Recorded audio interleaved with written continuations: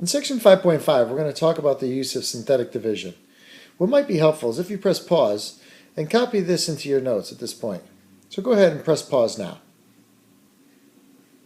Okay, welcome back. The first thing we want to do is avoid being overwhelmed by our notation. So let's take a look at what we have here. We have our f of x, our original function, divided by d of x, our denominator or divisor, equals q of x, which is your quotient of x. And the quotient is always the answer of any division problem. Added to that, we have r of x over d of x, so your remainder divided by the original denominator. In practice, you might be more familiar with something that looks like this. 17 divided by 3 is equal to 5, but that doesn't actually come out nice. There really is a remainder of 2 over your original divisor. Now you write it as 5 2/3, but you say it as 5 2/3. So in practice during this section, we're going to say something like 3x squared minus 5x plus 2 divided by x minus 1. And eventually we're going to get some answer, q of x, but in practice at this moment, I just want you to recognize this numerator right here is our f of x, and the x minus 1 is our d of x, and the rest of this we'll iron out on future slides. Synthetic substitution allows us to find values of f of x given certain values of x. So traditionally, if we wanted to find f of 2 for the given function on the screen, we would simply say 2 times 2 to the third minus 5 times 2 plus 8. This gives us a value, f of 2 is equal to 14. Or, more simply stated, that the value of y when x is 2 is equal to 14. Using synthetic substitution to solve the same problem, we would put the value of x on the outside and the corresponding coefficients, starting with the largest exponent, 2, because x to the third is our largest exponent, and then the coefficient of the x squared term, as we want to go in terms of descending power, is 0. The linear term is negative 5, and the constant is 8. Now what we'll do is we'll follow a procedure of multiplying and adding. Our first term drops down. We say 2 times 2 is 4. We bring the 4 here. We add the 4 to the 0. We get 4. 2 times 4 is 8. 8 plus negative 5 is 3. 2 times 3 is 6. And 8 plus 6, again, is still 14. So the value of y that goes with an x of 2 is 14. We're now going to use the process of synthetic substitution to divide. We're going to call this division process synthetic division. We're going to take our function here and we're going to divide it by x minus 2. And we're going to evaluate it for some f of x. And the way we figure out f of what, we take our divisor, x minus 2, set it equal to 0, and say that x has a value of 2. Okay, so really what we're looking to substitute is f of 2. Place our 2 out here and set up our synthetic substitution as such. And again, we're going to list all of our coefficients of the function right here, making sure that we don't skip any of the ones that are missing, if there are any. The highest powered term is x to the third, has a coefficient of 1. X squared has a coefficient of positive 5. The linear term has a coefficient of negative 7. And the constant is 2. And now what we're going to do is follow that process of dropping the 1 down. And then from here we're going to multiply 2 times 1 and place that product right here. Then we're going to add that product to 5, place the sum here, and continue that process of multiply, add, and see what we have left.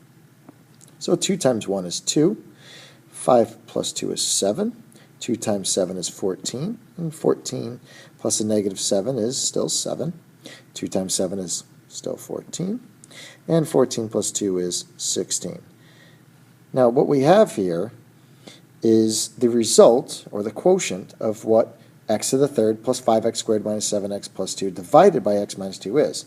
And what we have here is our quotient, and here is our remainder. So this is our q of x, and this is our r of x. Now if we write the solution out formally, as it was presented in an earlier slide, we'll have x squared, or the 1 x squared, plus 7x plus 7 plus 16 over x minus 2. You might ask yourself, how did you know that the 1 stood for the coefficient of x squared? Well, if you look at the original problem, x to the third divided by x minus 2, regardless of the coefficients, I know that x to the third divided by x is going to be an x squared. So that's how I knew that this first term was a coefficient of the x squared. I think a couple more examples should iron out some of the confusion. On this page, we're going to want to take another moment and press pause to copy a couple more things into our notes. I want you to copy the "for this reason" on down. I also want you to copy in the key concept in its entirety into your notes. So go ahead and press pause now. Okay, welcome back.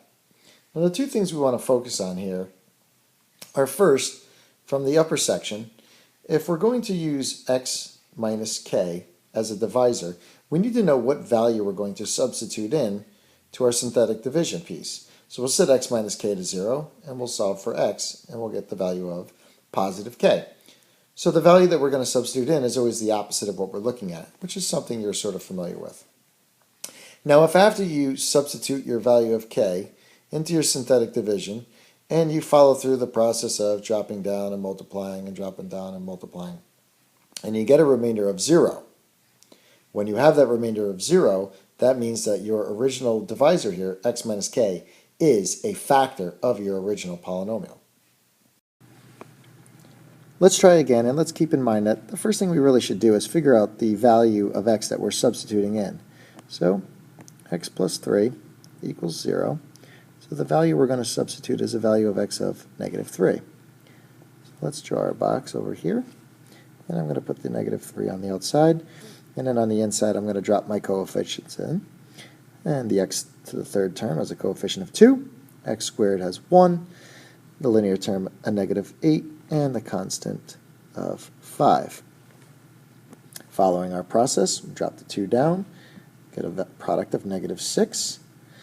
Negative 6 plus 1 is negative 5. Negative 3 times negative 5 is positive 15. Positive 15 and negative 8 gives us a value of positive 7. Negative 3 times 7 is negative 21. And negative 21 plus 5 gives us a value of negative 16. So what is the result of 2x to the third plus x squared minus 8x plus 5 divided by x plus 3?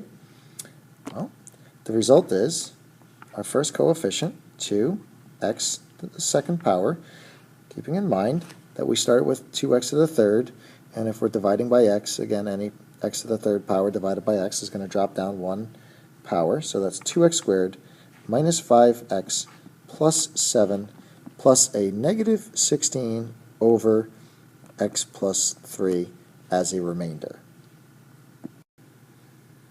If we just pop this up out of the way here for a second, we can also express this answer as 2x squared minus 5x plus 7 minus 16 over x plus 3.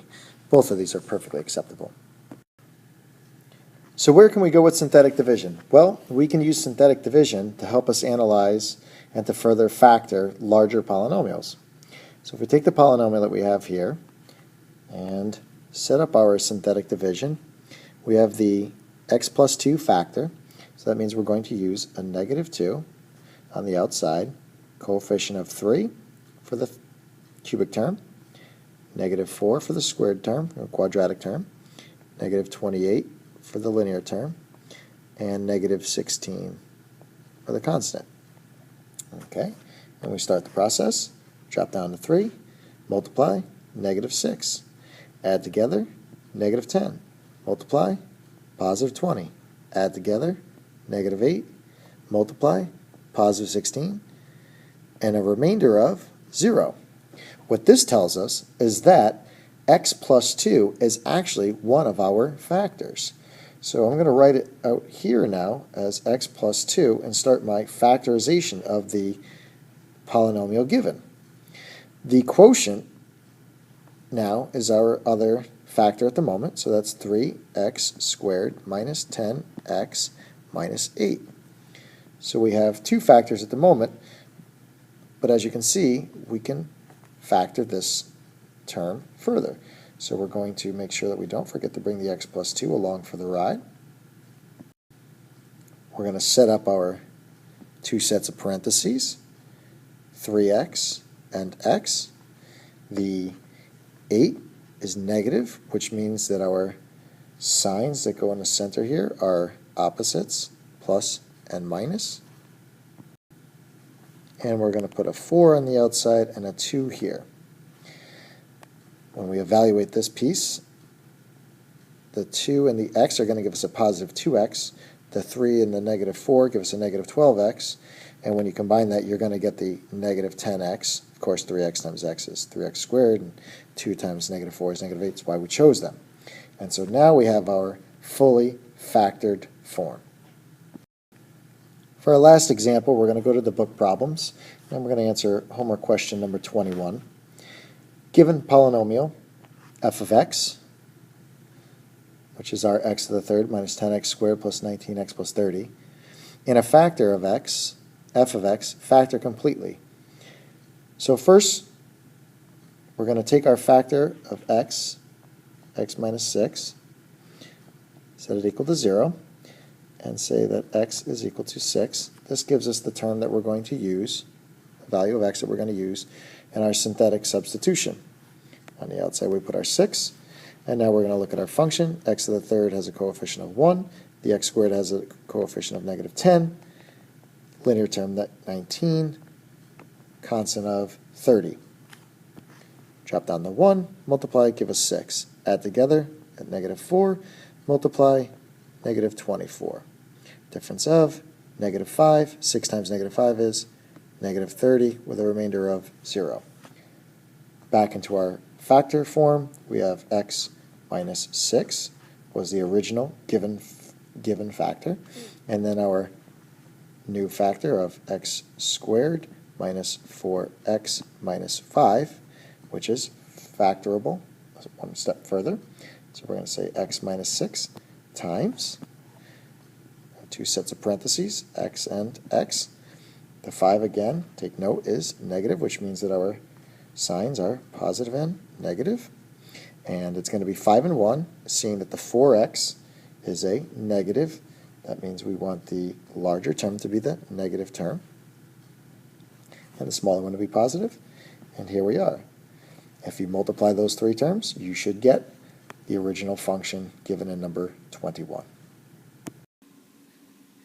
In closing, I'd like to wrap up what we've done here. We've learned how to take a function and some given divisor and use synthetic division to come up with a quotient. Now, we don't have a remainder on this particular example because x minus 6 was given to us as a factor. But just to revisit the original notation, this numerator here is what we were originally calling f of x, and we were dividing by d of x. Our answer was q of x, and because x minus 6, our divisor here, because that was a factor, we had an r of x of 0 over x minus 6, which is still considered our d of x. And so that's the original notation from the very first slide.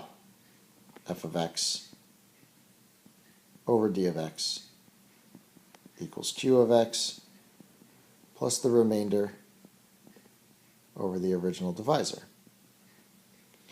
What we've done after that is we took a look at our x minus 6 as a factor. Our x squared minus 4x minus 5 is also another factor now because this polynomial times this polynomial gives us the original polynomial. After we further factor the x squared minus 4x minus 5, we have our two more factors right here, plus our original. And now we know that these are the three factors that go into our original piece. Now we'll dive into the book and try some more practice of factoring completely using synthetic division as an aid, and also solving more complex problems.